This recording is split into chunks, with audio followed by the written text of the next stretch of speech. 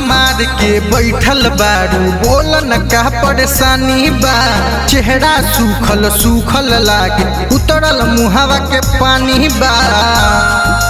ए भौजी काहे हो मन मार के बैठल बारू बोलन का परेशानी बा। चेहरा सूखल सूखल लागे उतरल मुहावा के पानी बा। तो के सुनी हमारी हो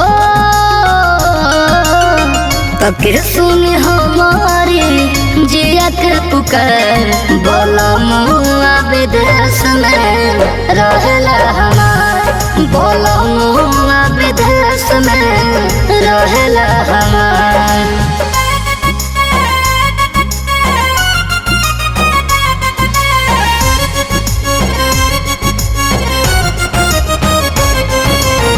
Music by Gaurav Roshan.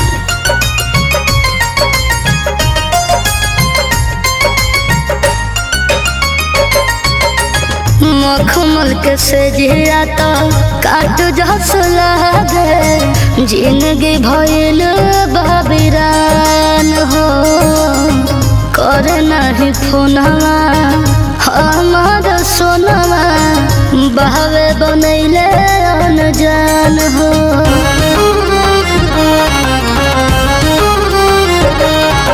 चिंता के न बात अपना दिलवा के समझाब। कैसे? कौमी काथी बाटे भौजी हमरा से बताब।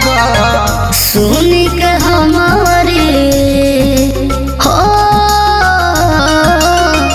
सुनी के हमारे जिया के पुकार बोला मुआ विदेश में रहेला हमार। बोला मुआ विदेश में रहेला हमार।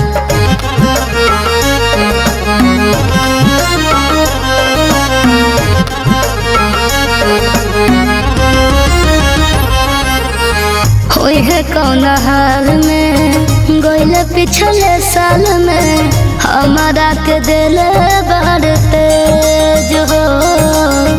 खूंटा से खुलैले जाके भूलैले पत्थर के बनौले बकरेज हो।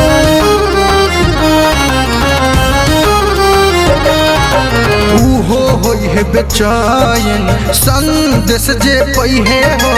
रख तू काबू नेपाली बाबू थारू पी के से अइहे हो। सुनी के हमारी हो सुनी के हमारी जिया के पुकार बोला मुआ विदेश में रहेला हमार। बोला मुआ विदेश में रहेला हमार। मार के बैठल बारू बोलन का परेशानी बा। चेहरा सूखल सूखल लागे उतरल मुहावा के पानी बा। तो के सुनी हमारी हो तो के सुनी हमारी जिया के पुकार बोला मुआ विदेश में रहेला हमार। बोला मुआ विदेश में रहेला हमार।